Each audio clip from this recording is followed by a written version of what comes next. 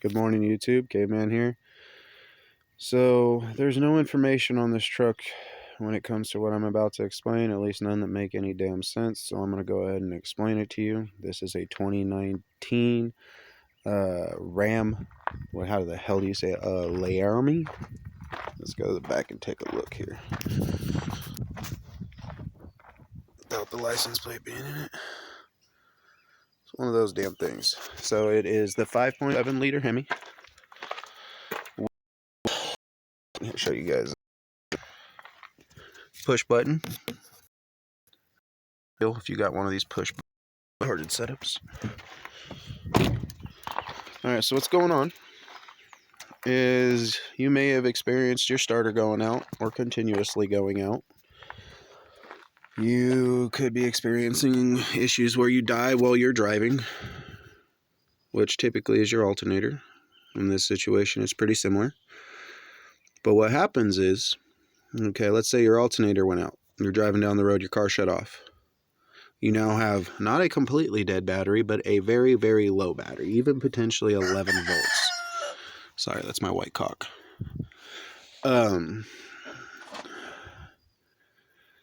What happens is you're gonna, like most people would, try to start it back up.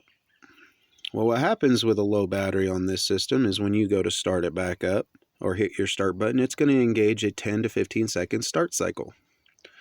And in that start cycle, it's sending voltage to the starter, which the starter is going to go clink. Well, when you hear that clink, it's going to get stuck connecting the negative inside with a amp to spin, and what you're going to is your starter broke. Every time I see these trucks have a low battery for this reason or that reason, and you hit that start button, the first time heats the living hell out of that starter, which, driver's side, right down, if I need to, I can go underneath. This one's on its 4th starter in a week.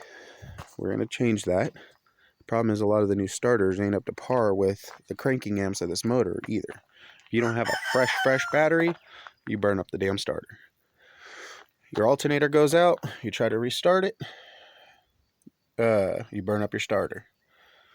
And then everyone spent countless time tracking down these shorts that don't exist. You send them to the dealer, first thing they do is charge up your battery, go ahead and test the system and go, I don't know what you're talking about. Then you take it home and it sits for enough hours to where, unlike the dealer where it's fresh off a battery charge, you experience whatever your battery has settled at, because these cars are energy power hogs. I don't see why they don't have a secondary battery.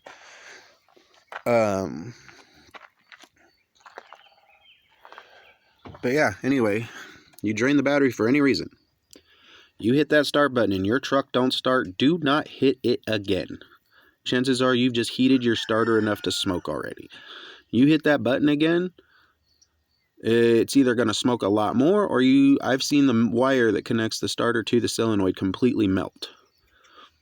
Now, this happens a lot faster when your alternator goes out.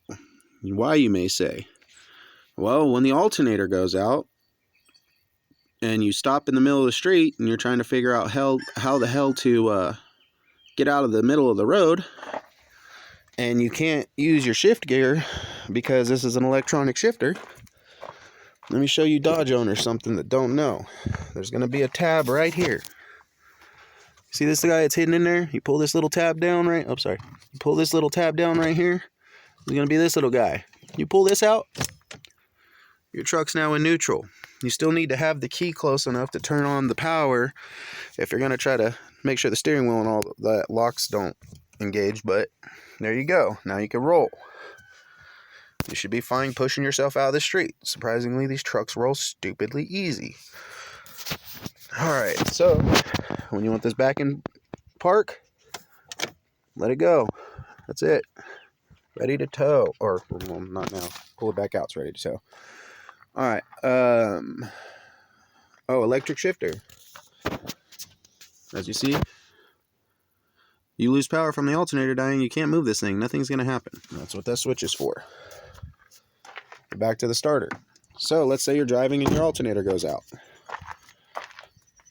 Well, what's going to happen is your starter's already going to be stupid hot. Not because, one, it was being used or you have some kind of crazy short, but it's because the exhaust manifold, I know you guys ain't going to see it much from down here. I think I'm going to have to go to the bottom to show you this. The exhaust manifold, which you will see on yours, is about 1 inch away from the starter. So, they do have a small heat shield to help block some heat from the exhaust transferring to the starter. So when you install a new starter, before you add the battery back on, make sure you go in. I don't have my heat shield on. That's what that screw hole on the starter's for. But make sure you go in there and feel the back and make sure that heat shield isn't making contact with any kind of terminals. People be burning up starters because that stupid ass heat shield. Okay? And then, again, you see where your cat is? See how close that is to your exhaust? It's going to get hot.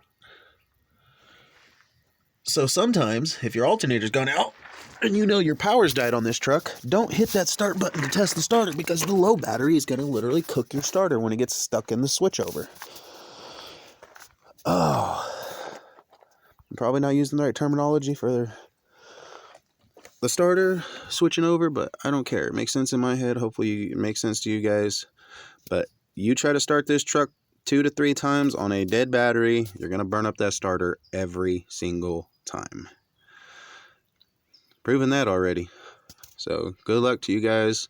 Have any questions, drop them in the comments. And hopefully this helps what you were researching.